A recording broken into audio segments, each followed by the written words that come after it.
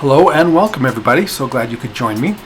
Be sure and watch this to the end. I have just put a ton of tips and tricks in here for your benefit, so please let me know what you think.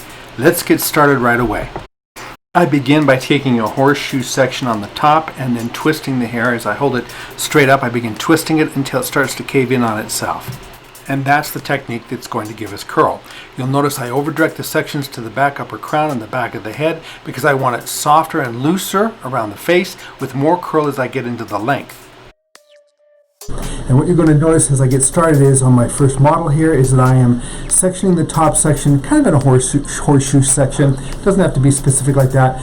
The concept here is that you're twisting the hair. You just keep twisting the length until it collapses in on itself. It'll have a really nice tight twist in that regard, and so you're going to see that as I go along. And then I'm simply adding a clip to the base. Some of them I add a clip on the inside. The next model I'm going to add it on the inside and go much slower.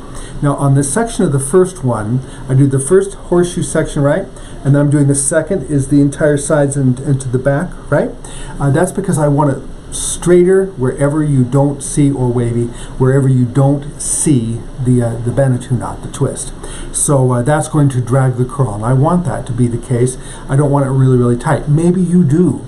I would encourage you then to wrap it in much smaller sections. Do one here, one here, one here, as opposed to dragging it around, or do 1, 2, 3 on the top. So then you're going to use a preheated flat iron, and you don't see me doing it here, but I'm going to go through and do both sides. So I do, first I come in horizontally, then I'm going to come in vertically and warm them all up. Be cautious, do not overheat them, do not let a flat iron sit there for a long period of time and then grab them, but rather what you want to do is you want to take and do it so that you're getting all over, but not too hot, right? You don't want it to be too hot. So okay, as we're going along, you start to work this out. What you're going to find is that the curl is going to be right down into the ends. Is that I'm taking the entire back section from the occipital bone down, and I start to just kind of rake my fingers through to comb it out, or use a handle pick. I might encourage you to take on these sections and grab them at first and curl them with your flat iron, and then twist them. It'll probably be easier for you. Sometimes I do it afterwards. So, do you find that there's value in this technique for you? Value in this in these tips? I certainly hope so. I'd like you to let me know what you do think in the comment section down below. And if you liked it, please give us a thumbs up. It goes a long way in helping this channel out. And if you're so inclined, we'd love to have you along with this. Go ahead and subscribe at the end. Now, there's more to it, so let's get back to it and see.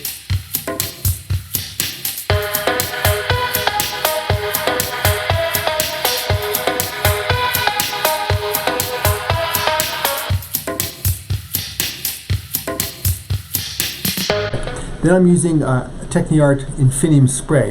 And Infinium Spray is going to affect the bonds of the hair, and it's going to give the hair memory.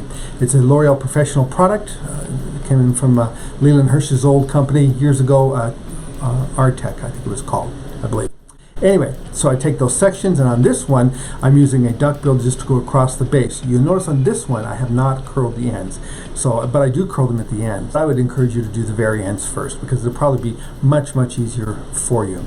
And then my sections are based on the thickness of the hair, so don't feel like you have to be a certain size. Here's where you can see I'm really twisting it in on itself until it collapses in, as you'll see in a second, and it literally turns into a nice corkscrew kind of a Banatu knot. So love those things, they're terrific. Do that all over the place, all over. By the way, on these you can do this if the hair is dry, sleep on it, and the next morning you'll have curl, because you're a mammal, your head's warm, it'll give you some curl. So you could try it that way too and not use a flat iron at all, not even at all. Just curl the ends, wrap it up like this, and away you go. You're going to see me work with a contrast in texture here by leaving the bang section, which is really short. I'm going to leave it out and straight or smooth. In a couple of minutes I'm going to take a flat iron and kind of do a little finish work with it, but that's all. Oh, and show you another tip.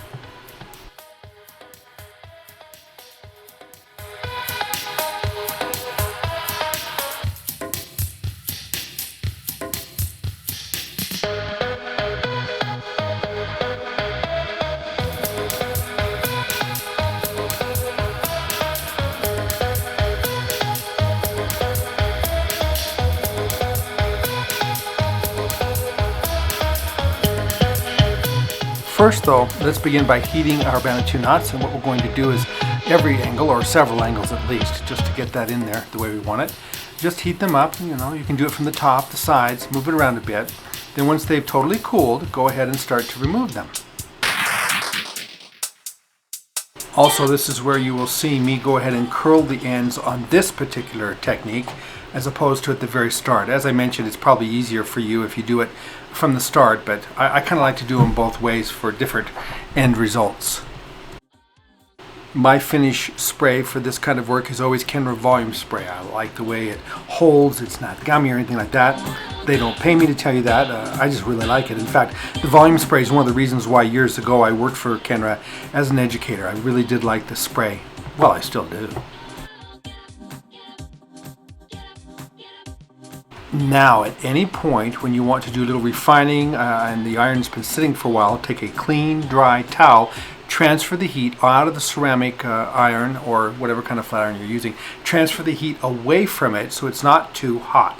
This should be done anytime the iron has been sitting for more than a few minutes so that it doesn't get too hot and burn your hair.